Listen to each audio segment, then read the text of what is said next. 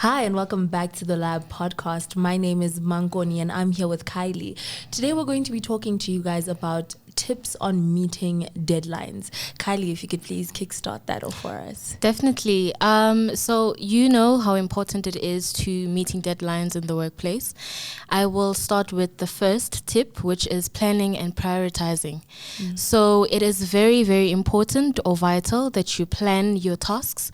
Just a heads up on what you could do is to maybe have a diary with you and jot down all the tasks that you have to do, either on a daily basis, on a weekly basis, or monthly basis, right? And this will help you know which task is sooner or that needs to be done sooner or later. And in that way, you can meet all the deadlines.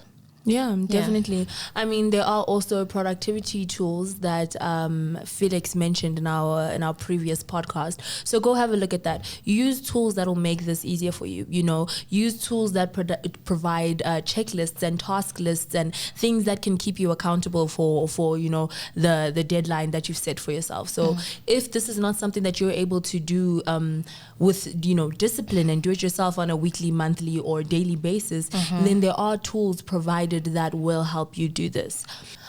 So my next point is to set realistic goals. This also means setting achievable goals. So what one would do is you break down your workload into mini goals. This is something that is more achievable. You break down what your overall task or overall deadline into 3, 4, however many you require, and make them achievable goals. You also want to challenge yourself. You also want to go above and beyond, but at the same time, you want it to be achievable. And so this just helps you break it down, and it makes something seem more of something that you are capable of, and something that you can handle better. Mouth bite sort of breakdowns for each task that you have to do. So remember, be realistic, make it achievable, challenge yourself, but make it realistic at the same time. Yeah, I agree with you. And just to add on that, it's also important that you manage your time, or that you do a proper, effective time management on your tasks. And in this sense, you can rather time yourself. If you have a lot on your plate, or there's just too many tasks that are due on that specific day, time yourself, or give yourself a time frame to say, okay, I'll be doing this task for 30 minutes, right? And you need to literally put yourself under that pressure to actually meet your deadlines. Yeah, another reference to our previous podcast. Felix mentioned that he uses the Pomo timer. So that is a 25 minute in, 5 minute out sort of work system. And that makes it, again, achievable. Again, something that is within your reach and achievable in the work that you do. So you set these mini goals, you set the timeline for yourself, and use something such as the Pomo timer in order to manage your time and get that done. Give yourself a specific amount of time to achieve your mini goal and make sure that you stick to it, right? That takes me to the next point, which is avoid procrastination. Procrastination is your enemy. It's the enemy of progress. I think that's a real saying, right? Yeah. Procrastination is the enemy of progress, honestly. By setting yourself these mini goals, these mini achievable goals, you avoid saying stuff like, okay, I need to finish this, so I'll do that later. Or, postponing whatever mini goal that you have set for yourself. Just, if possible, do not do it at all. There is no reason to procrastinate if you've managed your time accordingly. If you set yourself that timeline with those mini goals, with those achievable goals, then you never really have to procrastinate. I think do yourself a favor, guys. Don't procrastinate. Certainly. Just don't do it. I think there should never be an excuse to procrastination at all. You don't have time. No one has time. So it's very important that you keep that in mind when you're doing your tasks. There's literally no time on your hands. Yes, you have your life on your hands, but time is a different aspect, and it needs to be managed very well, right? And just to add on that, I think it's also important to have open communication. This is not only applied only when you're doing your individual tasks right? But you can apply this also when you're working in teams or collaborating with your teammates or team members, right? Yeah. So you need to be open and communicate your updates about that particular task.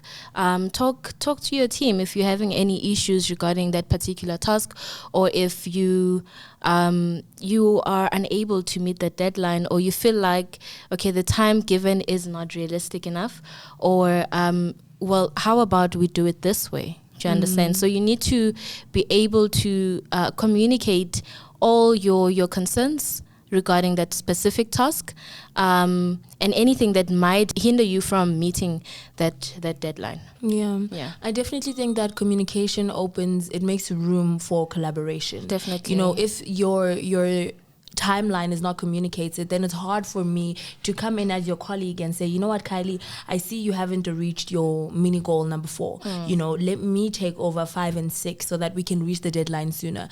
Collaboration is something that I think we can all take advantage of in our workspaces, regardless of your job title, you know, and communication makes that so much more easier. Yeah, definitely. I think another tip is to eliminate, I want to emphasize this, eliminate distractions. Distractions can be anything from movement around you. It can be your phone. It can be, you know, TV, any sort of technological device that could take your attention away from the work that you're doing. You see, I'm the kind of person that if my phone vibrates, whether or not I'm planning on answering that message, whether or not I have any intention of even opening that message, I will pick up my phone and look at my screen. So if you know that you're a person like me who struggles with this thing, I mean, you know, you're working. I am working. I'm not going to, you know, respond to WhatsApp messages, but when my phone vibrates, I will look at that WhatsApp message. You're easily distracted. Yes, exactly. So put your phone on flight mode, switch it off. You know, you'll turn it back on later. If you can, avoid having apps such as WhatsApp on your laptop as well.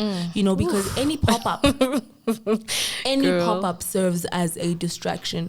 So if it's in your control, eliminate all distractions. I know some people also don't like spaces that are too quiet, for instance, and would rather have the TV on in the background just playing. Don't do that. Don't do that. Play classical music, you know, have rain falling sounds in the background, you know, have something that will help and feed into your concentration and focus. You know what I mean? Don't take away from it. If you can improve it, yes, do that. But never take away from it. And distractions always take away from it. This just delays the workflow. It elongates the workflow. You know, instead of you reaching your deadline at 5 p.m. before close of business, you'll end up reaching it at 6. And all because of those little pop-ups, because they add up. They add up. That's true. The few seconds that you're wasting looking at your screen, you know, the few seconds that you're wasting closing the message that popped up on your screen, all of those few seconds accumulate, and then you've wasted 30 minutes. Yeah. And just to add on the music part, please don't listen to emotional songs, okay? You don't want to be writing about Beyonce on a specific task that's not even related to her, right? I mean, you could even just search on YouTube sounds, concentration sounds, workflow sounds, you know, things that will help benefit, like I said, that'll feed into your focus and concentration. That's definitely, I agree. I relate with that. So I enjoy working whilst listening to good music, right? But I wouldn't listen to a Whitney Houston, okay? Because I'm gonna end up singing all those lyrics. Okay, right? No Beyonce. None of that. I'd rather listen to soulful house. You know, something that's going to keep me calm and that's going to definitely keep me focused. Yeah, so obviously it varies from person to person, but there are always tools that will contribute to concentration, to focus, to accomplishing your tasks. Certainly. So use them. They are within your reach. So my next point is avoiding overcommitting. So avoid overcommitting to tasks, right? When certain tasks are being delegated, or maybe you have numerous team members who are asking you to contribute to a specific task or different kind of tasks, it's okay to say, guys, there is just a lot going on right now. I have a lot on my plate. I need to do A, Y, and Z, and that's okay. And again, it just leads to being open or having open communication with your team members. You can't do it all, and sometimes as you guys work together or as collaboration is happening, or when you guys do literally collaborate, right? You are able to help each other or work hand in hand in meeting all those deadlines. So even if you aren't able to meet that specific, or you can't do that specific task, it's okay to just, literally hand it over to someone else that can literally do it, because there's just too much on your plate. Overcommitting is really as unintentional and as easy as just agreeing to help people, in the process. Agreeing that, oh, Kylie, I can do that for you, or you just need me to do 1, 2, 3 so that you can continue. That is an easy and quick way to overcommit, because you already have your plate full. Definitely. You already have your own deadlines and, your own tasks at hand, but still not taking away from collaboration. Just to add on what you're saying, please don't misunderstand this this tip. We're not suggesting that you do not offer a helping hand, right? In any case, but all we're saying is be realistic, right? In what you are doing, in all the tasks that are being delegated to you or handed over to you, right? Be realistic and open to say, no, I'm sorry, I can't do this because of 1, 2, 3. Yeah. Right. Yeah. Of course. So there's nothing wrong with helping, but just not always. Yeah, and I think our final point for tips on achieving deadlines would be allocating buffer time. This is something that is so easily forgotten, but allocate time for unforeseen circumstances. Allocate time for any sort of delay, any, revisions, feedback sessions, if you know that your task, your deadline is not the kind of thing that you can do without revision, without getting the heads up from someone else, allocate time for that. Allocate something that we call buffer time. Time for you to send and receive this feedback back, Something for someone like me would be allocating time to export, for instance, to render any project that I'm doing. Allocate time for your unforeseen load shedding. I mean, load shedding is something that we struggle with. We are still trying to grasp, and I think everyone can attest to load shedding. Yeah, of course. So allocate time. If you know that you're the kind of person who would need to move from one location to another because of load shedding, allocate time for that. What slows or what makes it harder for us to reach our deadlines is not allocating time, buffer time, not allocating time for any sort of mishaps, anything that you didn't plan for, anything that you did not anticipate happening. Just make sure that you have time for that. This will make your deadline more achievable. It will give you time. Rather be early than be late. If you didn't need that buffer time, then submit a day earlier. Do your thing. I like that. Yeah, I like that a lot. It reminds me of what is referred to in PR as planning for a crisis. So you are literally saying that be proactive. You don't have to react to each and every situation or circumstance that you probably are to face, right? But you need to plan ahead for whatever that literally may happen.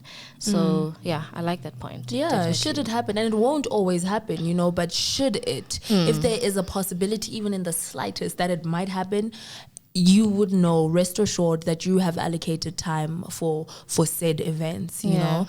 And I think, all of these things work hand in hand. There's no one way to achieve your deadline. I can't say as long as I avoid distractions, as long as I communicate openly, I will achieve it. Instead, all of these things work hand in hand.